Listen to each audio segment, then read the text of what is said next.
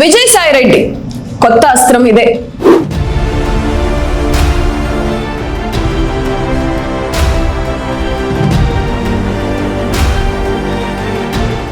రాజకీయాల్లో శాశ్వత మిత్రులు ఉండరు, శాశ్వత శత్రువులు ఉండరు అంటారు పెద్దలు. కానీ ఇప్పుడు ఏపీ రాజకీయాల్లో జరుగుతున్న పరిణామాలు చూస్తుంటే సైలెంట్ గా ఉన్నవాడే బిగ్గెస్ట్ స్కెచ్ వేస్తాడు అన్న సామెత గుర్తొస్తుంది. 2024 ఎన్నికల తర్వాత వైసీపీకి గుడ్ బై చెప్పారు.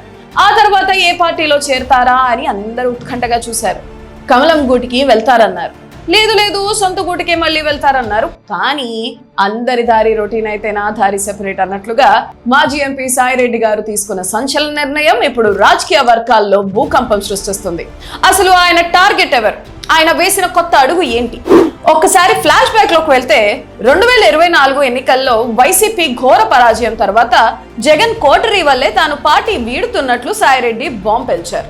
ఆ తర్వాత లిక్కర్స్ కేసులో సిట్ ఎదుట విచారణకు హాజరై ఆ కేసులో కర్త కర్మ క్రియ అంతా రాజ్ కేసిరెడ్డిదే అని తేల్చి చెప్పారు. ఇంతలో అమరావతి చట్టబద్ధత బిల్లు ఆమోదం టైంలో రాజ్యసభలో రేణుకా చౌదరి చేసిన వ్యాఖ్యలపై మన అధినేతను దూషిస్తుంటే వైసీపీ ఎంపీలు ఎందుకు స్పందించరు అంటూ నిలదీశారు. దీంతో అబ్బా సాయిరెడ్డికి ఇంకా పాత ప్రేమ చావలేదు, మళ్ళీ వైసీపీలోకి వెళ్తారు అని ప్రచారాలు మొదలయ్యాయి. కానీ ఇక్కడే ఆయన ఎవరికి అంతు చిక్కని ట్విస్ట్ ఇచ్చారు. కత్తికి కత్తితో రాజకీయానికి రాజకీయంతోనే సమాధానం చెప్పాల్సిన అవసరం లేదు. కత్తి కంటే కలం, గన్ను కంటే పెన్ను పవర్ఫుల్ అని డిసైడ్ అయ్యారు.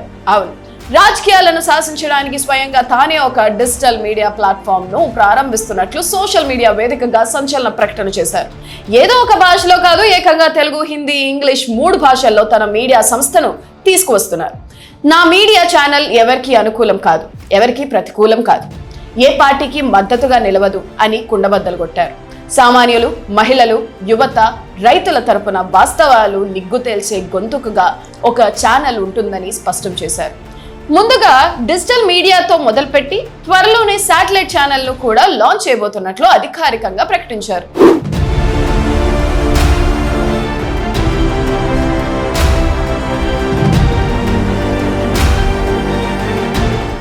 ఒకప్పుడు పార్టీలో నెంబర్ 2, ఆ తర్వాత అసమ్మతి గళం, ఇప్పుడు ఏకంగా మీడియా అధినేత.